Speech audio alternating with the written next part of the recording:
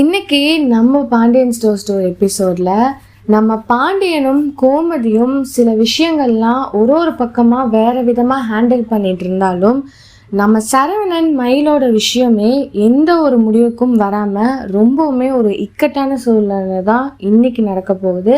நம்ம மயில் சரவணன் மாமா கிட்டேயும் போய் நான் பண்ணதெல்லாம் தப்பு தான், தயவு செஞ்சு என்கிட்ட மன்னிச்சு என்கிட்ட பேசுங்க அப்படின்னு சொல்லும் போது நம்ம சரவணன் கொஞ்சம் கூட மனசே இல்லாமல் தயவு செஞ்சு இங்கேருந்து போயிடு, உன்னால என் லைஃபே போயிடுச்சு அப்படின்ற அளவுக்கு சொல்லி ரொம்பவுமே ஆக்ரோஷமாக திட்டியும் அனுப்பிடுறாரு.